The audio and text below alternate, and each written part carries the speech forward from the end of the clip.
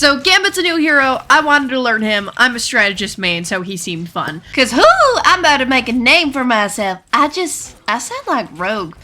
That's fine. Close enough. I decided to mess with him in the training range a little bit, but then get straight into it because I tend to pick up healers really easy at this point. They all tend to play very similarly, so I was like, I got this. I realize now I did not understand how his card decks worked at all. I thought that his heal and his damage were like the same ability, and if you hit one button, when you got that like, do you want to heal or damage, it was like a confirmation. I didn't realize it was like a combo thingy. So that was my first like big misstep, is like to damage, I would just hit like damage and do the big thing, and I would just like waste that cooldown. Already though, I really liked him because I like playing DPS. I like the satisfaction of killing people, but I tend to be needed in tank or support more often. So it's really nice having a very DPS-y support that I can have fun in and be able to protect myself and beat people up while also healing a lot. I finished my first ever round on him with a lot of kills, a lot of assists, a decent amount of healing. I fell in love. I loved him so much, and I wasn't even very good at him yet. The next round was a very similar story. I think I'm a pretty good strategist. Like, I'm almost Lord on Invisible Woman, so I can typically keep everyone in my sights heals up, or like their health up, while also being able to do damage. But there was still an adjustment period with the character. I definitely overextended a lot, maybe a little too much. I got a little too excited about being able to deal damage and tried to play like a DPS. But really, like, I think a lot of Gambits do that. I've noticed they'll just fly into the front line. Gambit players, we're not frontliners. Be in the back and kill people when you can. I definitely don't think I did as well the second round, but I got a few kills and I did the most healing, so that's alright, but there was improvement to be made, especially my positioning. I need to get better at positioning in general. I only had time for one more round that day because I have a job or something, and honestly, I won every single match that day. I was feeling pretty damn good about myself. I don't think I have a lot of commentary, so I don't like repeat myself, but I was just able to hang back and just attack people and protect my team, and I was just like, this character's fun. I really like him because I've been feeling that the support role has a lot of really boring characters. So he's such a refreshing character to have. I mean, Gambit is an amazing character in general, but him in Rivals he's so fun. And yeah, once again, a lot of kills, a lot of healing. Oh, I did lose this match, apparently. But still, like, I would kill people on accident. It was really fun. Next day, I didn't have a lot of time to research the character, so I still didn't know about the combos.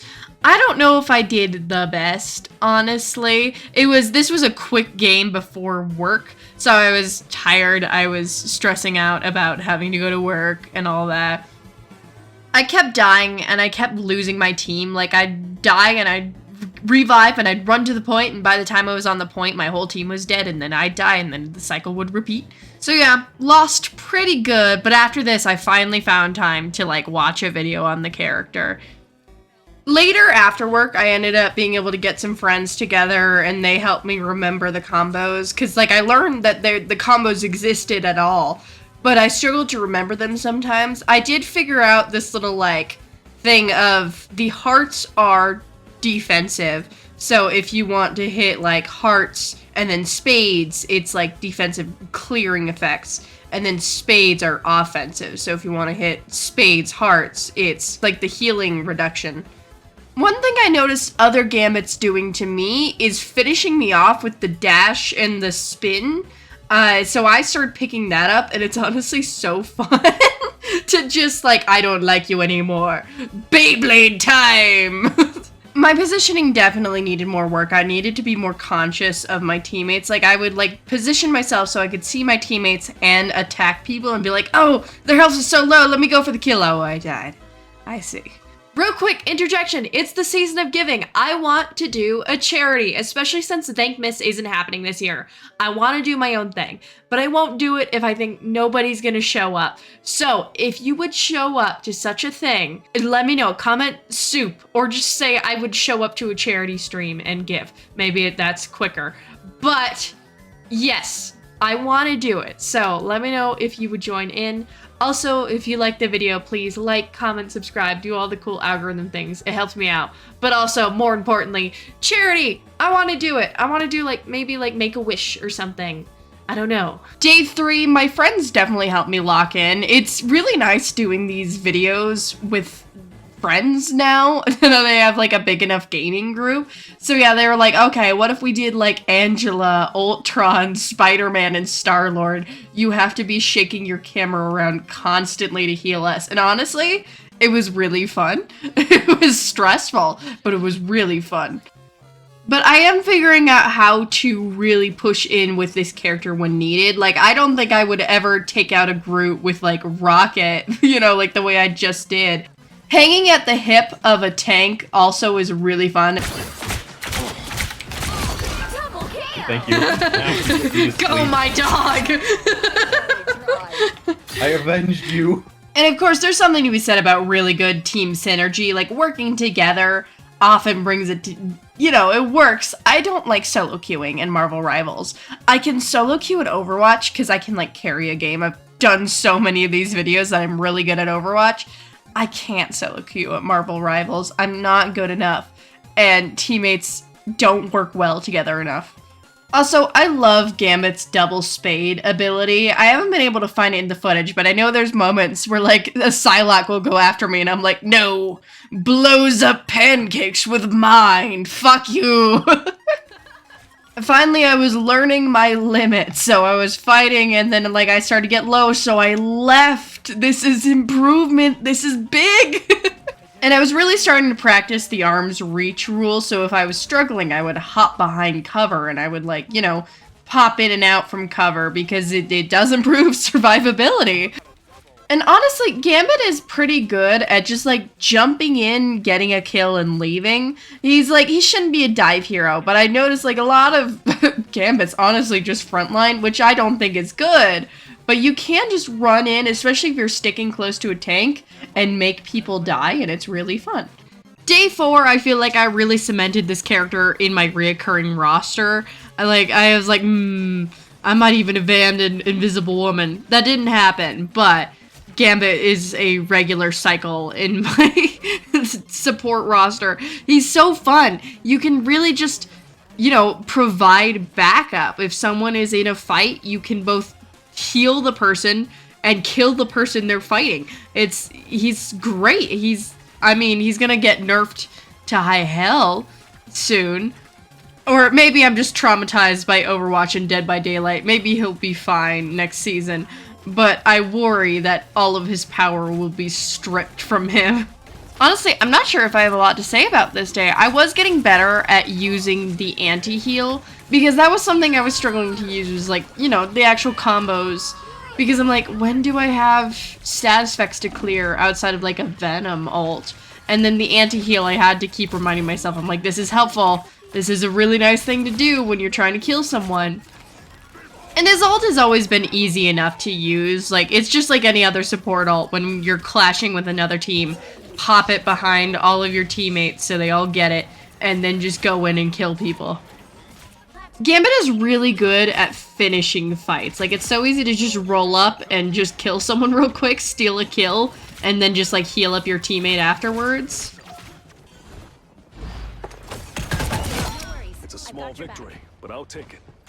One thing I was trying to figure out was what his pairings with another support-wise is. A lot of people tend to choose Invisible Woman with him, but they're also just the 2 best supports right now.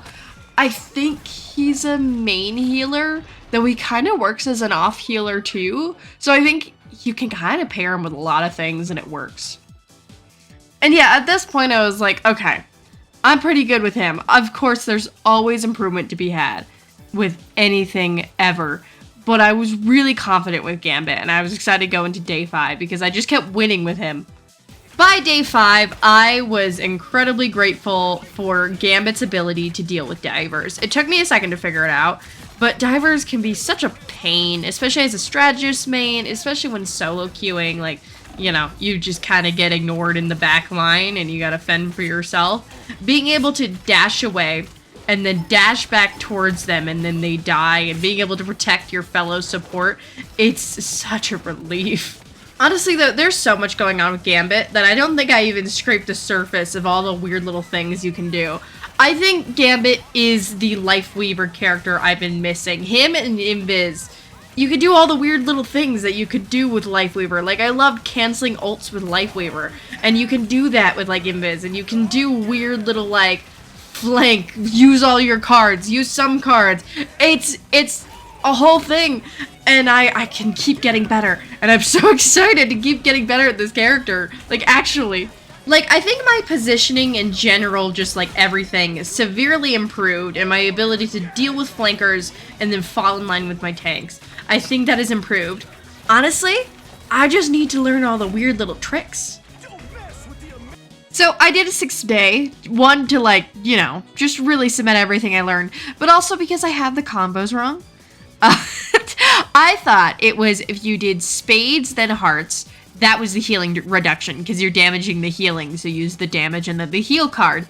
No, it's the spades that does the reduced healing, which that one's my favorite combo anyway because it blows people up. This time I also wanted to mess with keeping my cards up more often because I would use them very sparingly. One, because they're a limited resource, and two, because like I often did fine without them. But I started always having my spade card up because I realized the ult charge I get from it is so good because I heal about the same, but my ult charges up so much more frequently. It's very nice. Honestly, I wish you did get a little more healing from a base heart card like you did with a base spade card, because the time it takes to press like heart, someone can die in that time when you're like, oh shoot, my healing isn't enough, heart, oh, they're dead. Okay, alright. But here is Just Explosion's approved Day 6 guide to how to play Gambit. For one, stay in the back. You are not a DPS. Stop playing him like a DPS. He does good damage, and when you get the chance, it is good to just slink in and then slink out. But only if you think you can get the kill. Try not to stay in the front line because you're losing utility there. You want to be thinking about your cooldowns and what you have and what you can do constantly because there's so many combos. I mean, your bash also heals, or it can be used with your dash to send you flying. It's a really good finishing move. But it is like I think you can hit other people, like your teammates, with it. And it does healing as well. It's like a little crowd control thing. With your ult, communication is key because it only applies to those in front of you. So I wasn't able to use my mic, so I typed in the chat like, hey, I'm gonna pop my ult when I get to the point. Get in front of me and I'll ult for you. And it went a lot better. They gathered in front of me and I was able to get like a 4-player kill streak. It was very fun. And like, I didn't overextend. I just stuck to the Groot's hip and it worked out. And try your best to have at least 2 cards, but you don't have to sit on 4 cards. You can always keep at least a spade up, if not a heart ready, but typically a spade is really useful, and then really when you're getting in trouble, you can keep a heart up, it heals you, and then you can quickly just press your heart card again and heal your team. And if you really want kills, the best thing to do, honestly, is focus on fighting whoever your team is also fighting, because gathered together damage is the best damage. He's really good at getting kills by himself, but you really want to be focusing on what is the best target at the time rather than the easiest. Also, that was the Spider-Man dancing there. Oh my god. It's so funny, but it was so mean. Thank you guys so much for watching. Let me know if you really like this series and wanted to make a comeback. I've been sitting on Emma, Magic, and Doctor Strange recordings for months, but I decided not to because this series didn't do so well. But if you want to see more, I've got more. Anyway, please like, subscribe, do all the cool algorithm things. It really helps out the channel. and I hope you have a lovely, lovely day.